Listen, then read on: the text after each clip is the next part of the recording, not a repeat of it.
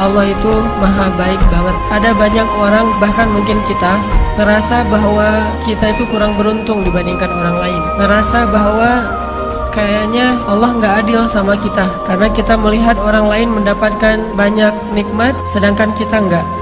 Kita ngerasa kayak orang yang paling dicurangin dalam hidup oleh Allah Subhanahu wa Ta'ala. Kita ngerasa kayaknya orang yang paling sengsara di antara semua manusia ketika kita membandingkan hidup kita dengan hidup orang lain. Kalau kita pernah ngerasa kayak gitu, gara-gara kita sedang diuji oleh Allah dengan satu masalah, pasti kita berarti belum mengenal Allah Subhanahu wa Ta'ala.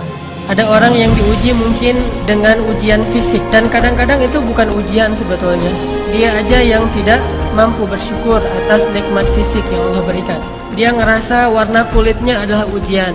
Ada orang yang ngerasa jenis rambutnya adalah ujian. Ada orang yang ngerasa tinggi badannya adalah ujian. Ada orang yang ngerasa bentuk hidungnya adalah ujian. Ada orang yang ngerasa gemuk dan kurusnya adalah ujian. Ada orang yang bahkan ngerasa nasab keturunan adalah ujian. Sehingga bagi dia menjadi orang yang paling tidak beruntung karena diberikan fisik yang menurut dia tidak ideal. Ini pasti orang gak kenal Allah Subhanahu wa Ta'ala. Kalau dia kenal Allah Subhanahu wa Ta'ala, maka dia akan melihat sebaliknya. Kalau dia kenal Allah Subhanahu wa Ta'ala, alih-alih dia mengeluhkan nikmat, justru dia makin bersyukur kepada Allah.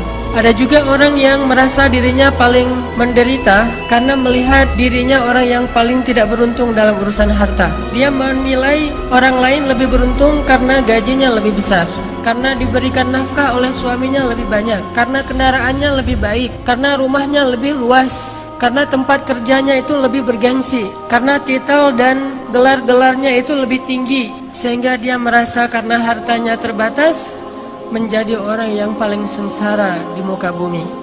Ini juga orang yang gak kenal sama Allah. Atau ada juga yang ngerasa dirinya tuh paling menderita karena masih jomblo. Dia cemburu kepada temennya yang nikah, bahkan dia cemburu kepada temennya yang baru putus. Lo masih mending ngerasain gimana putus, udah gua jadi juga gak pernah katanya. Jadian juga gak pernah, apalagi putus.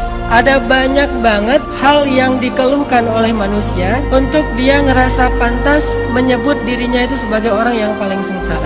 Ada banyak hal yang dianggap oleh manusia itu pantas dikeluhin kepada Allah Subhanahu wa Ta'ala, karena memang dia ngerasa dicurangin oleh Allah Subhanahu wa Ta'ala.